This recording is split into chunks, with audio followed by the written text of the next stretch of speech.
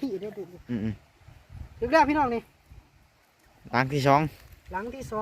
งเอาไปลุกก่อนพี่น้องบางไงนี่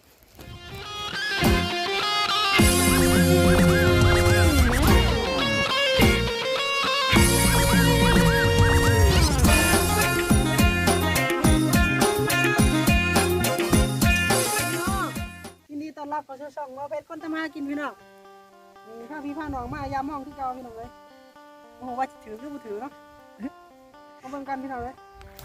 เบิ่งแน่นี่ยามอะไรยามคนนะ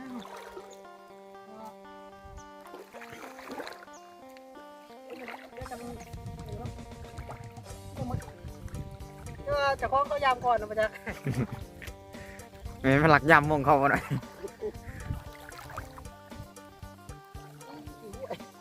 กล้วยผ้ามันจะ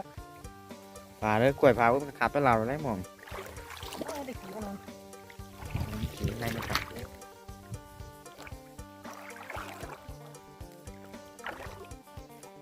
เอางานมาเดี๋ยวก่อนเดี๋ยวเขาใส่เลยมันจะเนาะ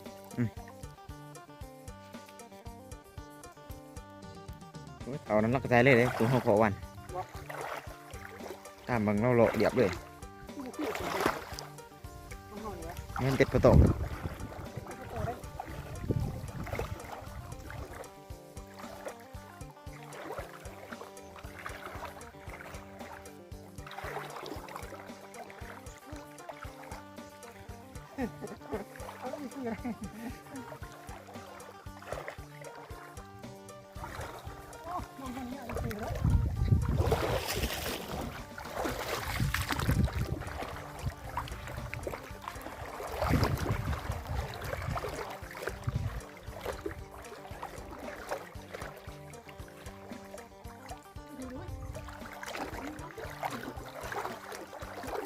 โอ้โดดแล้วพี่น้อง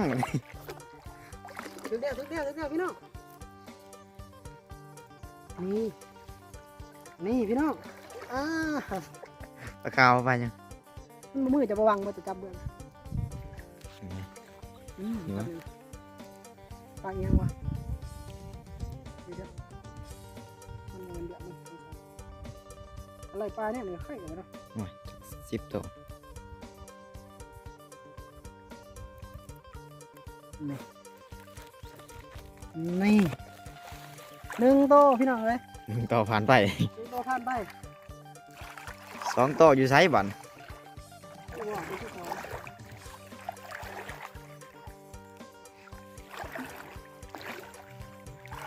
มองตัวนี้มองเลยปวดเลย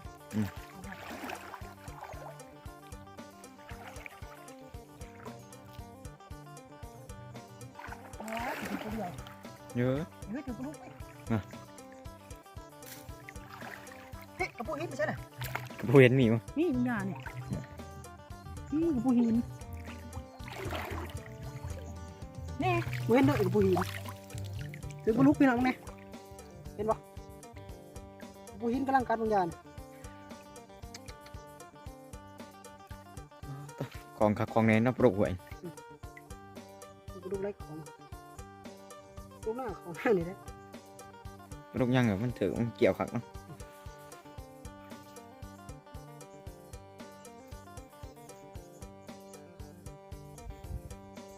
กระลุกนี่คือพูดมาเป็นโมเดลอย่างนี้กูบางคนก็ปลดออกทั้งปลดออกมากแล้วบางคนปลดออกทุกหัวปลดเนี่ย มันขาด มั ไว้ น นะ ขับในเอิกมัน ปลดออกทั้งหัวมองขาดไปเลย มาซ้อมหน่อยพี่น้อง ต่องานไป เดี๋ยวดิกูเป็นคนอย่างที่ได้ด้วย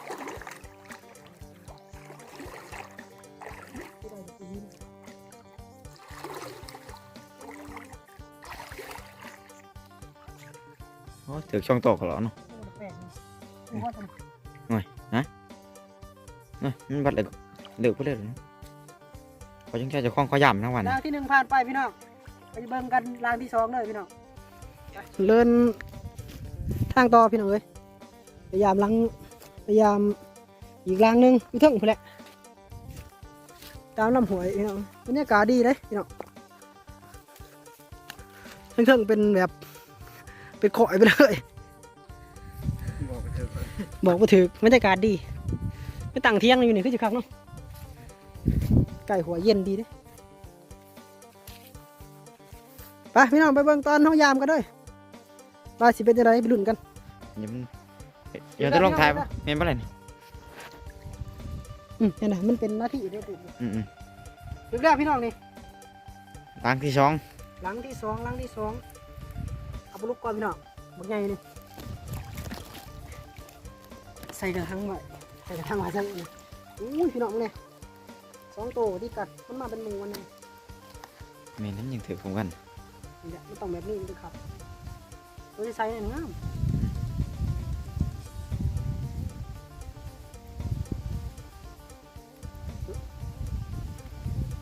ปลายลังกอเลยน่ะดูว่า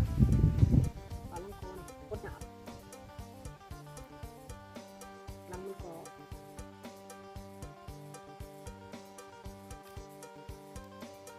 เถือไม่โดดเนาะ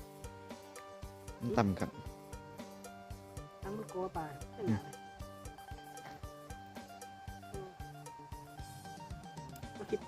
เอาคิดพิษแล้วปนทางหลัง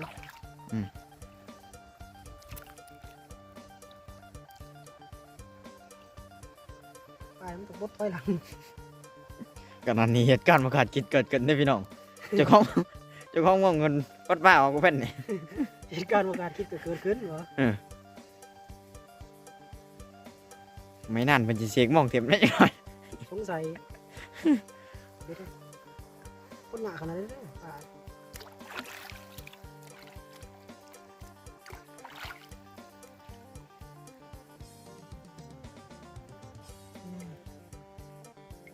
สงสัยสิได้เสกหมดเลยการมาคาดคิดเกิดขึ้นช่วงตัวไทยบินกลับมาอีก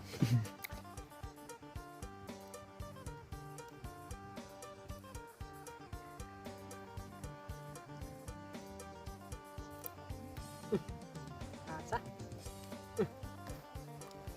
น่ะหักไป ปลาเราได้หมดจะได้นี่ 3 ตัวผ่านไปพี่น้องเลย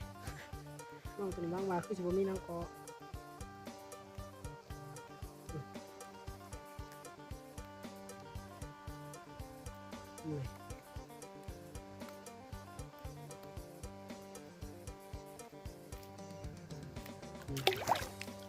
การกินข้าวปลานี่มันแซ่บเลยนี่ ไงครับกดหมด ตามมาค่อยๆเลยพยายามตามมา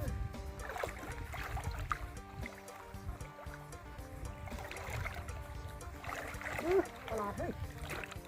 ถึงบ้าง ถึงตลาดแล้วโอ้ยโดดมือไปเลย กระหลาน นี่ครัวไปเลย จุดเจ้าหยัง ปลารส ไงรถไงเนาะรถหวยรถปลาหลาด ครัวเป็น แกละ ปลารสไง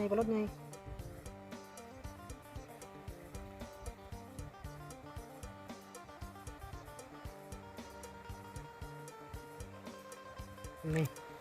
รถไงนึงนะรถไง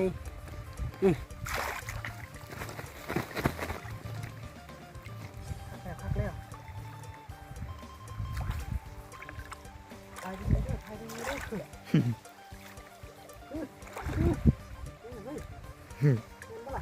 ทีนี้อ่ะ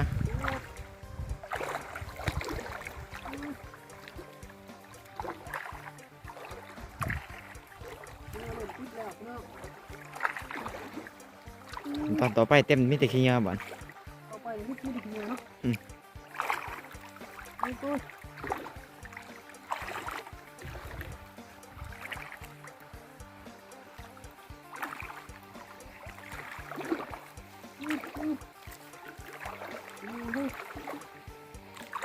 เลือกลุกไปลุก งั้นแล้วโอ้ตัวนี้ใหญ่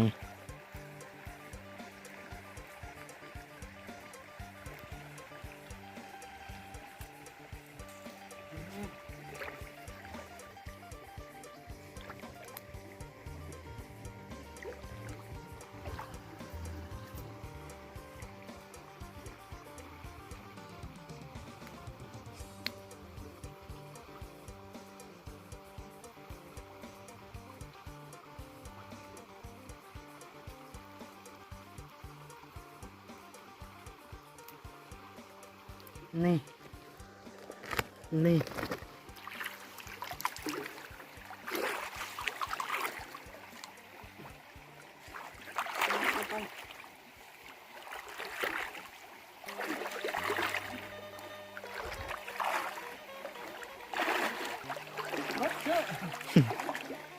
จอบสับนี่พี่น้องนี่ นี่ถือเลย ฮะ กูหินหน่อยเอาวะ กูเห็นหน่อยวะยาอะไรก็กูเห็นหน่อย ถ่ายพี่น้องเนี่ยเงาก็ถือเลยชุดถ่ายชุดพี่น้องเลย